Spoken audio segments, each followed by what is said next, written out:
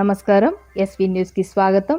చిత్తూరు జిల్లా పీలేరులో ఘార్గేయ నది వాగులో కొట్టుకొని వచ్చి సదుం మండలానికి చెందిన ఏనుగురోపల్లి రామలక్ష్మి కుటుంబాన్ని పరామర్శించిన పెద్దిరెడ్డి రామచంద్రారెడ్డి మరియు చింతల రామచంద్రారెడ్డి కుటుంబ సభ్యులకు 5 లక్షల చెక్కుని అందజేసిన పెద్దిరెడ్డి రామచంద్రారెడ్డి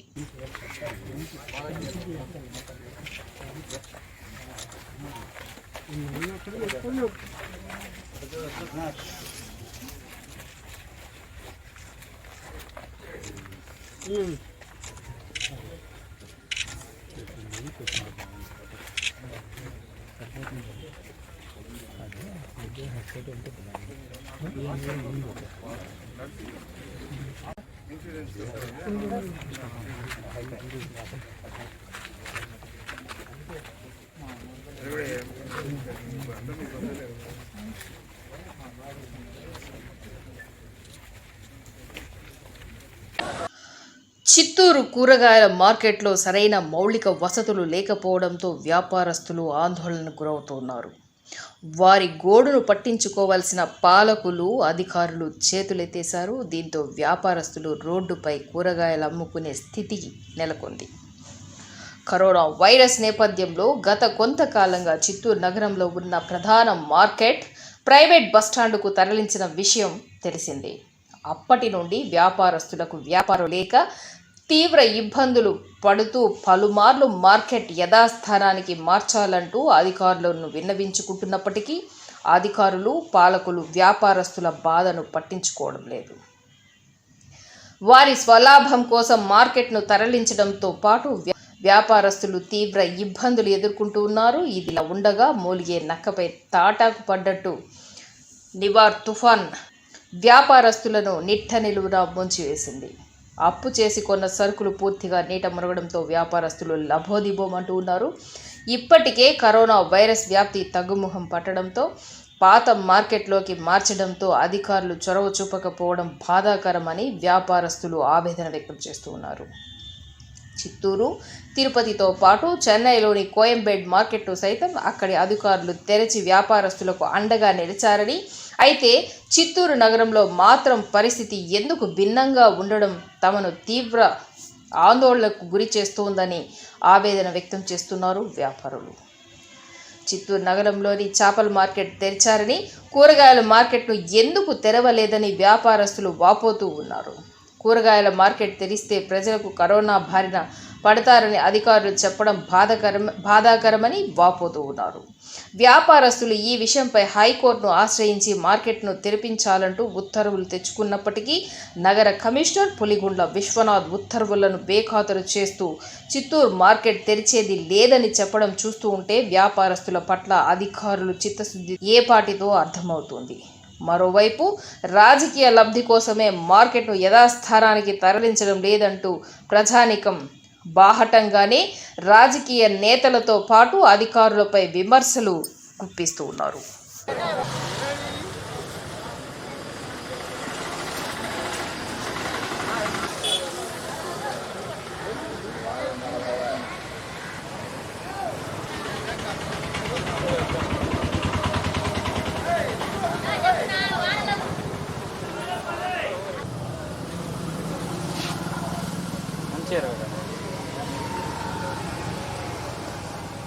సీట్కి బతుకుతా ఉంది. 2 గంటలకు వస్తాము.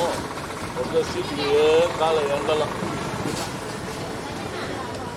ధైర్యంగా దొరుకుతా ఉంది. అవునా?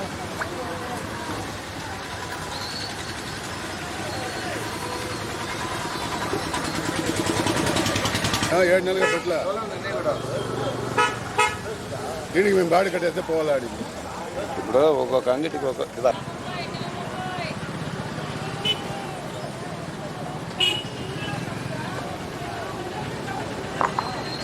எங்களுக்கு இங்கே சௌகரியம் இல்லை. இந்த மழை இப்படி பெய்யுது, என்ன சொல்கிறது, எங்களால் இருக்க முடியல. ஒவ்வொருத்தராக செத்து தான் போயிடுவாங்க. எங்கள் பாட்டு எங்கள் கடையில் விற்றுக்கிறாங்க துட்டுக்கு. நான் தயவு செய்து எங்களுக்கு வந்து எங்கள் மார்க்கெட்டில் எங்களுக்கு விட்டு சொல்லு, இல்லை போனால் அவங்களே எங்களுக்கு விஷம் கொடுத்து சொல்லி செத்து போகிறோம். இந்த மழையிலலாம் நடினு எங்களால் முடியாது இருக்கிறதுக்கு. என்ன சொல்கிறது, தயவு செய்து நான் இந்த மழைக்கு ஒரு சீட்டுனா போடுது இல்லை எங்களுக்கு எந்த இதுவும் கிடையாது இங்கே. நான் இந்த வண்டிக்காரன் வரான், லாரிக்காரன் வந்து வச்சு தள்ளுறான். இந்த அம்மா சரக்குங்கெல்லாம் போச்சு. நான் இவங்க எங்களை என்ன நீங்கள் விட்டுட்டு லாரிக்கு இந்த பக்கம் பெரிய பெரிய லாரிங்க வருது, பஸ்ஸு வருது, எல்லாம் வருது. நாங்கள் எப்படி பழைக்கிறது? என்ன சொல்கிறது? எங்கள் இடத்துல எங்களை விட்டு சொல்லு దయచేసి. ఇంకా వెయ్యిల్ల ఎండలో వానలో చాలా కష్టంగా ఉంది. పోయిన వారం బండి తెచ్చి సుమవాడు గుద్దేసినాడు, కొంచెం మిస్ అయింది, మేము ఇద్దరు చనిపోయి ఉంటాము. ఏమే ఈ ఎండలో ఈ మార్కెట్కి తెచ్చేసి ఈ ఎండలో మమ్మల్ని చంపేస్తారు. ఒకరొకరుగా ఇచ్చి విషమన్నా ఇచ్చి చంపేయమనండి, మా మార్కెట్ వదలండి, లేకపోతే మమ్మల్ని చంపేయండి. ఎండకి వానకి తక్కువ அப்படியே ஒரு நாள் காற்றுல அப்படியே கீழே வீந்து போச்சு. உள்ளவே இந்த மாட்டிக்கினேன் நான். எங்களால் முடியாது, எதுனா ஒன்று செய்யுங்க, இல்லை எங்கள் மார்க்கெட்டுக்கு விடுங்க. మా చోటు మాకు மார்க்கெட்டில் இருக்கவங்களுக்கெல்லாம் இடம் சீட் போட்டு கொடுத்த சீட்டுக்கு எல்லாம் இருக்குது. எங்களுக்கெல்லாம் சீட் இல்லை, ஆனால் சும்மா வந்தவனுங்களுக்கெல்லாம் சீட் போட்டு கொடுத்துருக்காங்க. எத்தனை வருஷமாக மார்க்கெட்டில் இருக்கவங்க எங்களுக்கு சீட்டே கிடையாது. இங்கே பாருங்க எப்படி நடுவோட்டில் நின்றுங்கோ. ஆனால் திடீர்னு வந்தவங்களுக்கெல்லாம் ஷீட் போட்டு அவங்களுக்கு பந்தோபஸ்து பண்ணி எல்லாமே செஞ்சுக்காங்க. நாங்கள் இத்தனை வருஷம் மார்க்கெட்லேருந்து என்ன பிரயோஜனம்? எங்களுக்கு நடுவோட்டில் விட்டுருக்காங்க. கொஞ்சம் ஏமாந்தோம்னா இந்த காக்காங்க வாங்க பாருங்க அடிச்சுன்னு போயினே இருக்கிறாங்க. எத்தனை விட்டு போய் சொல்கிறது? எல்லா டிவிக்கும் சொன்னோம், இது வகை யாரும் ஸ்டெப் எடுக்கல. 7 மாதம் விட்டு வந்துச்சுங்க மார்க்கெட்டு. இன்னும் கடத்தரில் ஒன்று ரோட்டில் கிடைக்குது. அது மழை வந்தால் தண்ணி கீழே வெறியுது, தாவரத்தாக இருக்குது. மாற்றி கொடுக்குற மாதிரி எதுவும் மாற்றலை. 50 வருஷமாக வேலை வியாபாரம் பண்ணுது. குட்டி எதுவும் சேஃப்டி கிடையாது. இது அங்கே இருக்குது, அங்கே இருக்குது. குட்டி 7 மாதம் வியாபாரம் பண்ணல, சும்மா தான் வச்சுக்கிறேன் கடையை. ரேட்டு கட்டுறோம், வியாபாரத்துக்கு பைசா கிடையாது. சும்மா ஃபார்மாலிட்டிக்கு பஸ் ஸ்டாண்ட் இது. இது முன்னாடி சொன்னாங்க முனிசிபல் கமிஷனர்லாம், மார்க்கெட்டு அங்கே போனோன்னா உங்களுக்கு எத்தனை தெரியும் விட்டுறேன். கொரோனா வண்டி கொரோனா போய் 3 மாதம் தமிழ்நாடெல்லாம் ஓப்பன் ஆகிடுச்சு. கொரோனா ஓப்பன் ஆகணும் விட்டுறாங்க. கொரோனா கொண்டாந்து விட்டாங்க. கொரோனா முடிச்சு எடுத்து முடியல. ஒன்று கமிஷனர் இவங்கெல்லாம் சொன்னது அது 1 மாதம் டைமு நாங்கள் உங்களை விட்டுற எடுத்து வாங்கியானோம். ஒன்றும் இல்லை, 7 மாதம் வந்து உடம்பு சரியில்லை. இப்போ இங்கே வந்து எல்லாம் சாவறான். இன்னும் 10 நாளைக்கு இங்கே தான் இன்னும் 10 பேர் சாவோம். వర్లా మార్కెట్ మూసిన తర్వాత మాకు ఇక్కడ కమిషనర్ వచ్చి కరోనా పోయిన తర్వాత మార్కెట్ ఇస్తామని చెప్పినారు. మార్కెట్ ఇవ్వలేదు. ఇక్కడ వచ్చి ఎండ అనక వాన అనక ఎట్లా పడతామని చస్తాము. ఎవరెవరు వస్తున్నారు, చేస్తాము, పెడతాము అంటున్నారు. గేటు వచ్చి ఒక అంగడికి 100 రూపాయలు 50 రూపాయలు గేట్ అయితే 20 రూపాయలు గేట్ 100 రూపాయలు తీస్తున్నారు అంగడికి. చూడండి మీ పరిస్థితి చూస్తున్నారు. ఇక్కడ బండ్లు టర్నింగ్ అయిందంటే ఒక మొన్న ఆటో తగిలి కాలు ఇరిగింది, సిడ్ అయింది. మా అంగడి లారీ వచ్చి తగిలింది. ఒకసారి మనిషి కానీ ఏదైనా అయి ఉంటే ఎవరు పరిస్థితి, ఎవరు జవాబుదారి? మా మార్కెట్ తెరుస్తున్నారు, ఇక్కడ రాజకీయం జరుగుతూ ఉంది. మేము శ్రీగబ్బ వర్గాలు అంటారు, వాళ్ళు జేమ్స్ వర్గాలు అంటారు. ఇది ఏదైనా మాకు చేయండి.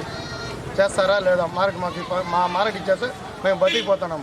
రోజు 1000 రూపాయలు 2000 రూపాయలు అప్పు పెడుతున్నాం.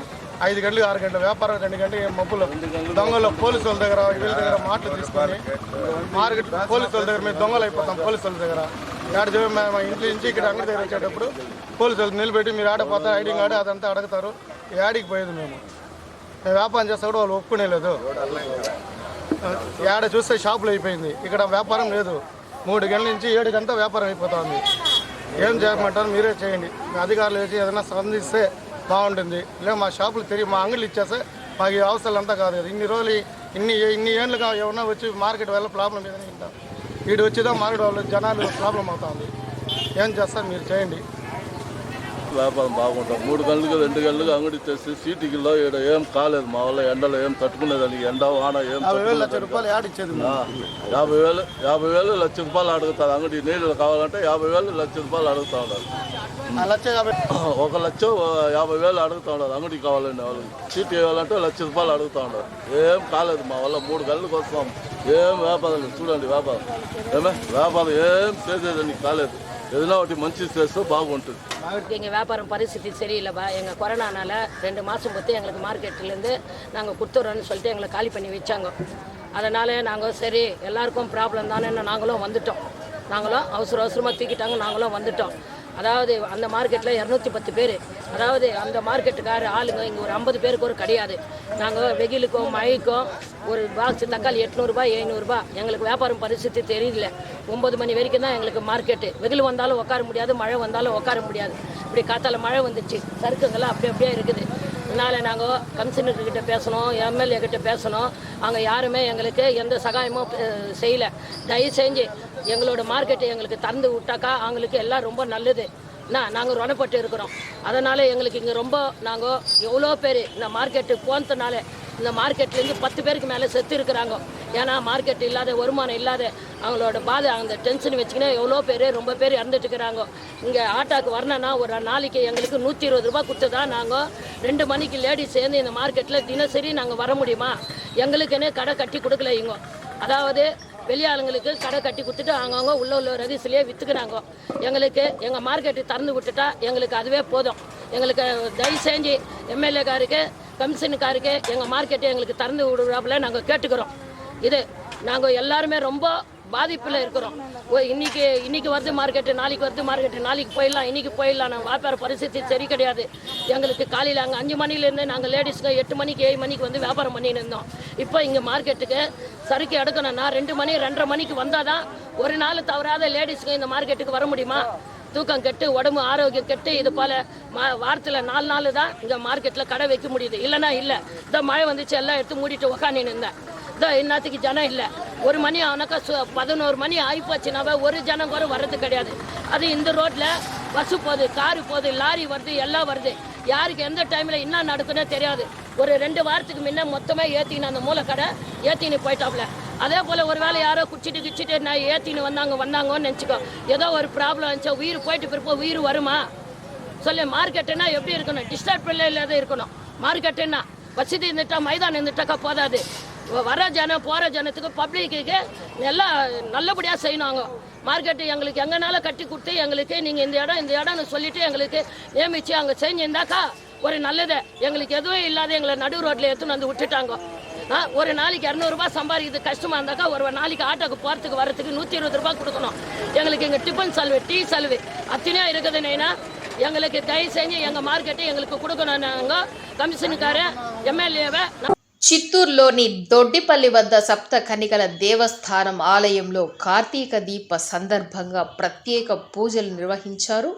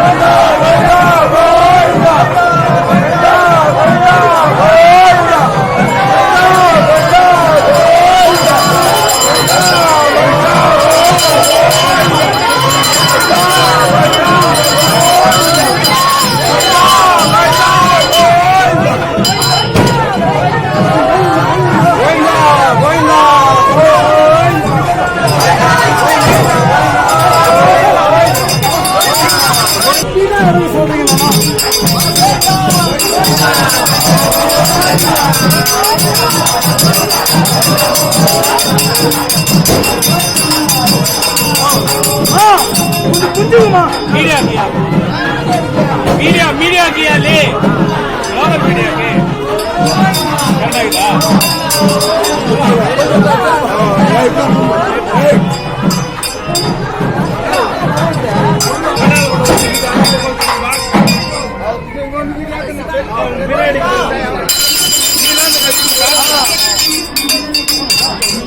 सुनो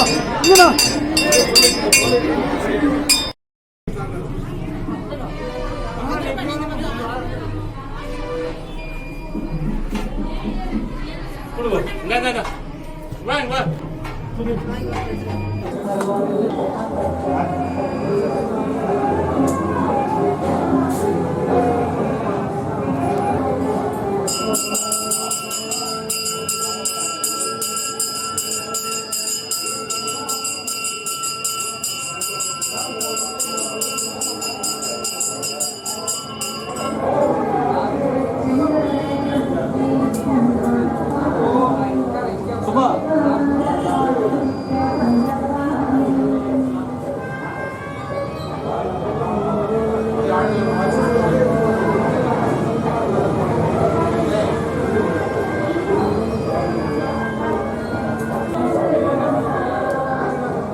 స్వామి.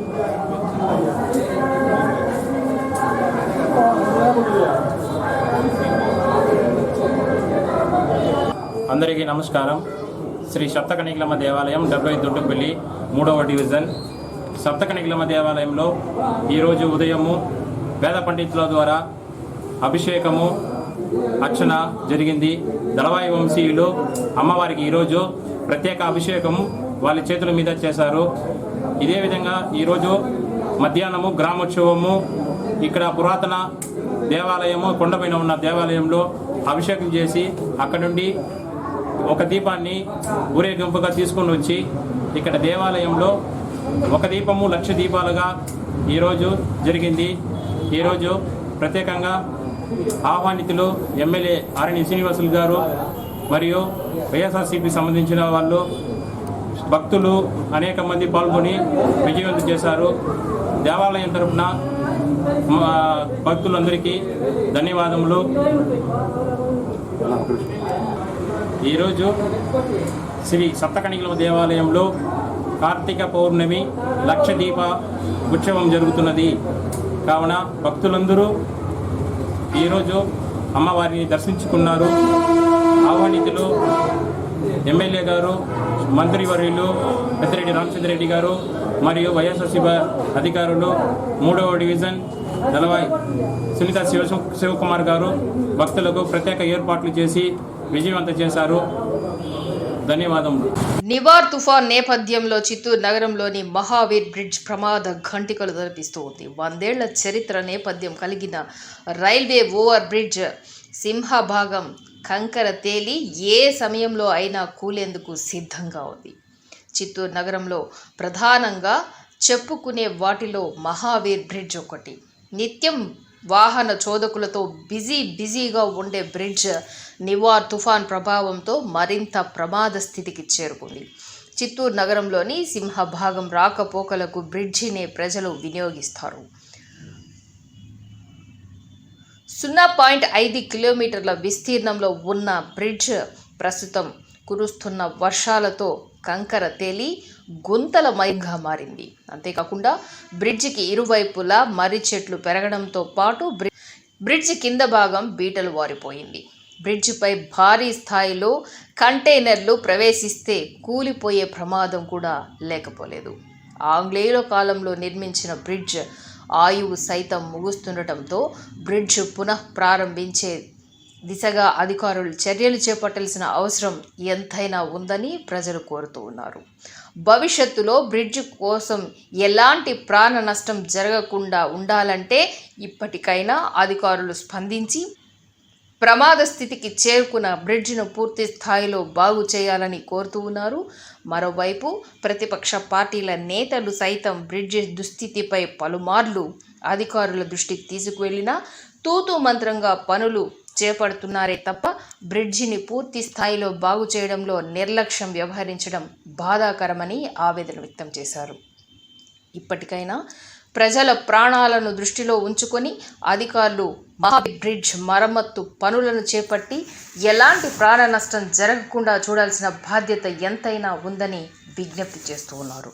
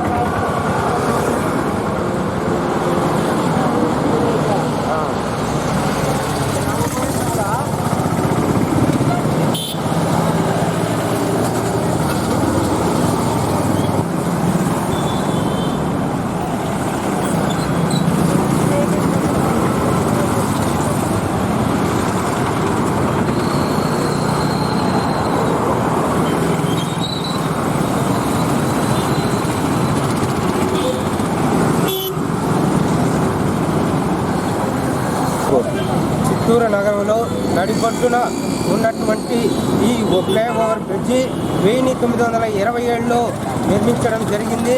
కానీ అప్పటి నుంచి వచ్చినట్టు అనేక రాష్ట్ర ప్రభుత్వాలు అన్ని అధికారులు కూడా ఆ రూట్లో పోతూ ఉన్నారు. రాష్ట్ర ప్రభుత్వాలు ఎన్నో వస్తూ ఉన్నాయి. వచ్చినా కానీ ఆ బ్రిడ్జి యొక్క మరమ్మతుల గురించి ఇంతవరకు అనుకోలేదు. కాలినడకన పోయినటువంటి బ్రిడ్జి కానీ వాహనదారులు పోయినటువంటి బ్రిడ్జి కానీ మొత్తం గుంతలమయంగా ఉంది. ఈ గతంలో కూడా మున్సిపాలిటీ వాళ్ళు చిన్న ప్యాచ్లు వేసారే కానీ ఆ బ్రిడ్జి ఎప్పుడు కూలుతుందో తెలియకుండా ఉంది.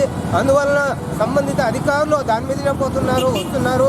ఇప్పటికైనా దాన్ని గమనించి ఫ్లైఓవర్ బ్రిడ్జిని బాగు చేయించి జనాలు అందరూ తిరుగుతున్నటువంటి జనవాసంలో అది ఏదైనా డ్యామేజ్ అయితే ఎంతమంది ప్రాణాలు పోతాయని ఒకసారి తలుచుకొని దాని బ్రిడ్జి పనులు చేపట్టి అభివృద్ధి పనులు చేయవలసిందిగా ఇటు ఎమ్మెల్యే గారిని, ఇటు అధికారులు కానీ, ఇటు మన కలెక్టర్ గారిని అందరికీ మేము రిక్వెస్ట్ చేస్తున్నాం. ప్రజలారా, ప్రభుత్వ అధికారులారా, రాజకీయ నాయకులారా, చూస్తున్నారా మన చిత్తూరులోని మహావీర్ బీచ్ పేరుకేమో మహావీరు దాన్ని దృఢపరచాలనేసి సామాగ్రిని అందించలేక ఈరోజు బలహీనమైపోయింది.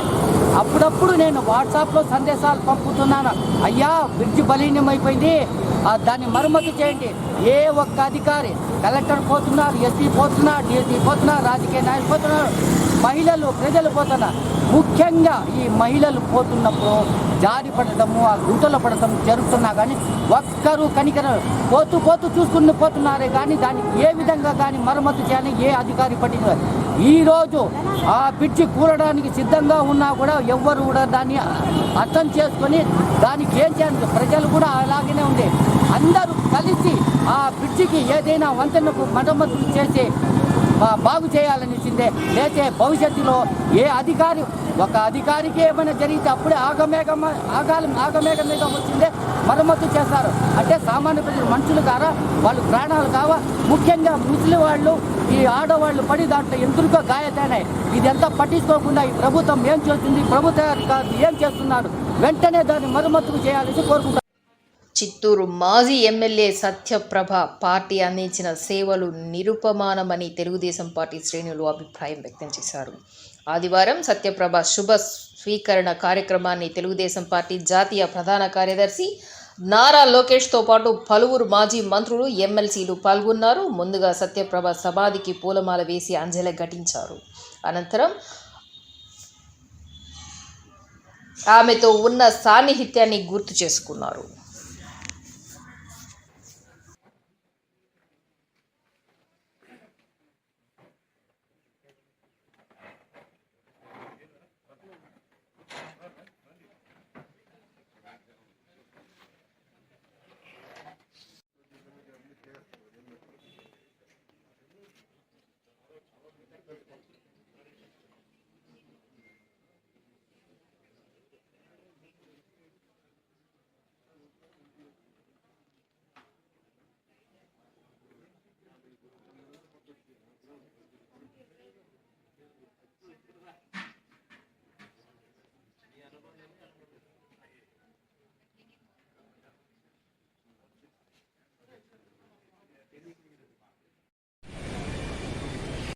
నివార్ తుఫాన్ ప్రభావంతో గతంలో ఎన్నడూ లేని విధంగా వర్షాలు రావడంతో వాగులు వంకలు పొంగి ప్రవహిస్తూ ఉన్నాయి అని ఈ క్రమంలో పింఛా ప్రాజెక్టుకు భారీ వరద రావడంతో ఈ వరదకు ప్రాజెక్టు చాలా వరకు కొట్టుకుపోవడం జరిగిందని, త్వరలో మరమ్మతులు చేపట్టి ఈ ప్రాజెక్టుకు పూర్వ వైభవం తీసుకువస్తామని రాజంపేట పార్లమెంట్ సభ్యుడు పెద్దిరెడ్డి వెంకట మిథున్ రెడ్డి తెలిపారు.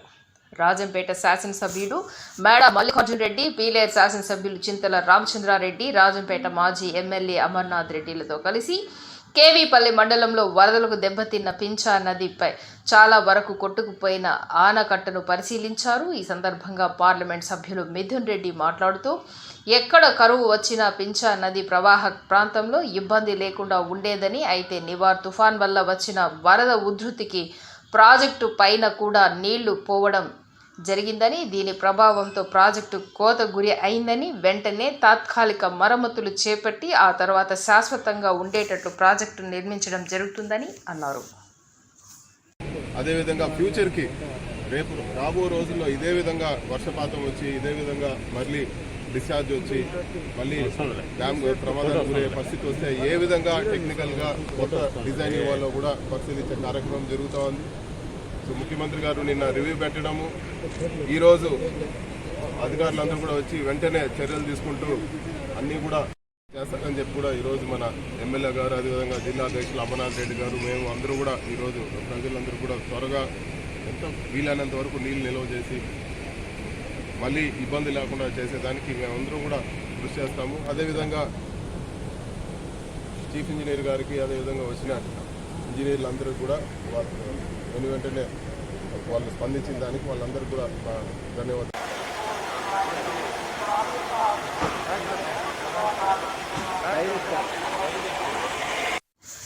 శ్రీవారి భక్తులకు 10 రోజుల పాటు వైకుంఠ ద్వార దర్శనం. త్వరలో కళ్యాణమస్తు ప్రారంభం. టీటీడీ ఆస్తులపై శ్వేతపత్రం విడుదల. ధర్మకర్తల మండలి సమావేశాల నిర్ణయాలు వెల్లడించిన చైర్మన్ వైవి సుబ్బారెడ్డి, వైష్ణవ సాంప్రదాయాన్ని పాటిస్తూ ఎక్కువ మంది భక్తులకు వైకుంఠ ద్వార దర్శనం చేయించడం కోసం తిరుమల శ్రీ వెంకటేశ్వర స్వామి వారి ఆలయాన్ని వైకుంఠ ద్వారాన్ని 10 రోజుల పాటు తెరిచి ఉంచాలని నిర్ణయించినట్లు టీటీడీ ధర్మకర్తల మండలి అధ్యక్షులు శ్రీ వైవి సుబ్బారెడ్డి ప్రకటించారు. పేద ప్రజలకు వివాహాలు ఆర్థిక భారాన్ని మిగల్చకుండా ఉండేందుకు శ్రీ వెంకటేశ్వర స్వామి వారి ఆశీస్సులతో గతంలో అమలు చేసిన శ్రీ కళ్యాణమస్తు సామూహిక వివాహ కార్యక్రమాన్ని పునఃప్రారంభిస్తామని తెలిపారు. టీటీడీకి దేశవ్యాప్తంగా భక్తులు కానుకగా అందించిన ఆస్తులకు సంబంధించిన శ్వేత పత్రాన్ని విడుదల చేశారు. టీటీడీ ధర్మకర్తల మండలి సమావేశం శనివారం తిరుమలలోని అన్నమయ్య భవన్లో జరిగింది. సమావేశంలో తీసుకున్న నిర్ణయాలను వైవి సుబ్బారెడ్డి మీడియాకు వివరించారు.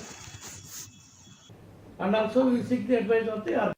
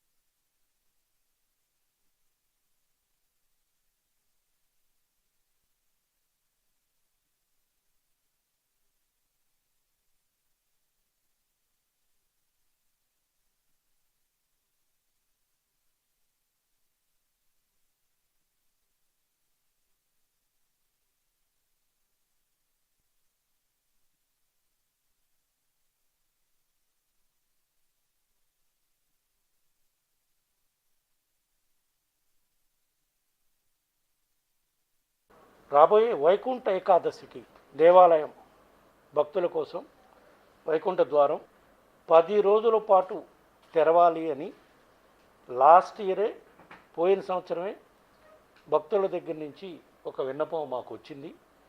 దానికి రావటానికి కారణం కూడా లాస్ట్ ఇయర్ కోర్టులో ఒక భక్తులు కేసు ఫైల్ చేయడం జరిగింది. ఈ విధంగా దాని మీద కోర్టు కూడా దీన్ని పరిశీలనలోకి తీసుకొని భక్తులందరికీ ఏది చేస్తే బాగుంటుందో ఒక నిర్ణయం తీసుకోవాలని బోర్డుకి సలహా ఇవ్వటం జరిగింది. దాని మీదట మేము లాస్ట్ ఇయర్లో దీనికోసమని ఒక ఎమర్జెన్సీ మీటింగ్ పెట్టుకోవడం జరిగింది. కానీ అప్పటికే కోర్టు జడ్జిమెంట్ వచ్చేళ్ళకి మాకు టైం సరిపోదు కాబట్టి లాస్ట్ ఇయర్ ఆ నిర్ణయాన్ని పోస్ట్పోన్ చేస్తూ దీనిపై మా పాలక మండలి సభ్యులతో పాటు ఒక కమిటీ ఏర్పాటు చేయడం జరిగింది. ఆ కమిటీకి ఒక దిశ నిర్దేశించడం కూడా జరిగింది పాలక మండలి సమావేశంలోనే. ఏ విధంగా అయితే చెప్పామో దాని ప్రకారం ఆ కమిటీ మొత్తం దేశంలో ఉన్న ప్రధాన మఠాధిపతులు అందరి అభిప్రాయం తీసుకొని తర్వాతనే ఒక నిర్ణయం దాని మీద సుదీర్ఘంగా వాళ్ళందరితో చర్చించి కమిటీ రిపోర్టు సబ్మిట్ చేయాలని మేము ఆదేశించడం జరిగింది. దాని ప్రకారమే వాళ్ళు రిపోర్టు సబ్మిట్ చేయడం జరిగింది. ఆ రిపోర్ట్లో కూడా మొత్తం 26 పీఠాధిపతులు మఠాధిపతులు ఇచ్చిన ఒపీనియన్ కూడా ఆ రిపోర్ట్లో సబ్మిట్ చేయడం జరిగింది. ఇవన్నీ కన్సిడర్ చేసిన తర్వాత ఇందులో ప్రధానంగా కంచిపీఠం, శృంగేరి పీఠం, విశాఖ శారదాపీఠం, మన చిన్న జీయర్ స్వామి గారు, అహోబిలం ట్రస్ట్, ప్రధాన మంత్రాలయం పీఠం, అహోబిలం పీఠం, మొత్తం ప్రధానంగా పిజావర్ పీఠం, ఉడిపి, అన్ని పీఠాధిపతులు ఇచ్చిన ఒపీనియన్ మేరకు కమిటీ రికమెండ్ చేయడం జరిగింది. మనం ఇది 10 రోజులు ఓపెన్ చేస్తేనే భక్తులకి మెరుగ్గా ఉంటుంది, భక్తులు ఎక్కువ మంది వచ్చి దర్శనం చేసుకునే సౌకర్యం ఉంటుంది అని చెప్పి ఇప్పటికే ఈ సాంప్రదాయం చాలా వైష్ణవాలయాల్లో ఉంది. అదే సాంప్రదాయం ఇక్కడ కూడా కొనసాగిస్తే మంచిది అని పీఠాధిపతి అందరూ చెప్పిన మీదట ఈరోజు ఆ కమిటీ సభ్యులు ఇచ్చిన రిపోర్ట్ని పరిగణలోకి తీసుకొని బోర్డులో నిర్ణయం తీసుకోవడం జరిగింది. రాబోయే వైకుంఠ ఏకాదశి డిసెంబర్ 25వ తారీఖు వస్తుంది. అప్పటి నుంచి 10 రోజుల పాటు స్వామివారి దర్శనానికి భక్తులను అనుమతించే విధంగా చర్యలు తీసుకోవాలని నిర్ణయించడం జరిగింది. 28/5/2020 తారీఖున జరిగిన బోర్డు మీటింగులో ఒక తీర్మానం చేయడం జరిగింది. తీర్మానం నెంబర్ 94 28 మే 2020లో టీటీడీ ఆస్తుల గురించి. ఆస్తులు అంటే భక్తులు డొనేషన్స్గా ఇచ్చిన ఆస్తులు ఎక్కడెక్కడ అన్యాక్రాంతం అయిపోయి వేరే వాళ్ళు కబ్జాలోకి పోతాయో ఆ ఆస్తులు కానీ ఏదైనా సరే భక్తులు డొనేషన్గా ఇచ్చిన ఆస్తులు ఎక్కడా కూడా ఆక్షన్ వేసే విధానానికి స్వస్తి పలికే విధంగా నిర్ణయం తీసుకోవడం జరిగింది. తిరుమల శ్రీవారిని ఈరోజు ఉదయం నైవేద్య విరామ సమయంలో పలువురు ప్రముఖులు దర్శించుకున్నారు, మొక్కులు చెల్లించుకున్నారు. స్వామివారిని దర్శించుకున్న వారిలో హైకోర్టు న్యాయమూర్తి చంద్రకుమార్, కర్ణాటక ఉప Lokayukta judge VS Patel, Karnataka high court న్యాయమూర్తి అశోక్, అరకు పార్లమెంటరీ సభ్యురాలు Madhavi, IG Kantharao, chief commissioner of justice Andhra Pradesh Piyush Kumar ఉన్నారు. స్వామివారి దర్శనార్థం తిరుమలకు విచ్చేసిన వీరికి ఆలయ అధికారులు సాదర స్వాగతం పలికారు, దర్శన ఏర్పాట్లు చేశారు. దర్శనానంతరం రంగనాయకుల మండపంలో వేద పండితులు వేద ఆశీర్వచనం చేయగా ఆలయ అధికారులు స్వామివారి తీర్థ ప్రసాదాలు అందజేశారు. పట్టు వస్త్రాలతో సత్కరించి దర్శనానంతరం ఆలయం వెలుపలకు వచ్చిన వారు మీడియాతో మాట్లాడారు. దయచేసి భౌతిక దూరాన్ని పాటించండి. దయచేసి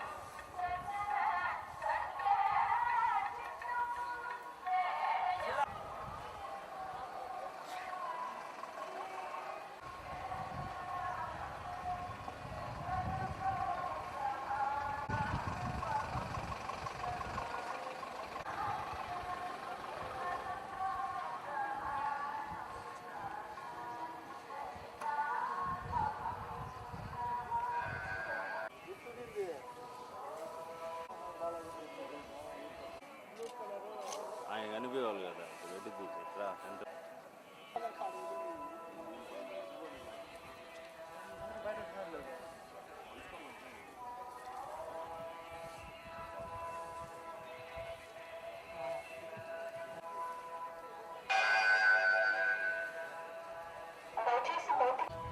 దయచేసి భౌతిక దూరాన్ని పాటించండి. సార్ ఒక ఫోటో సార్.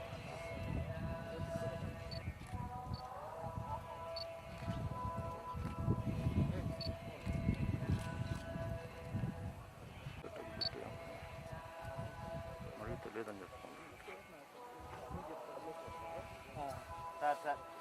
వద్దంటున్నాడు రోజు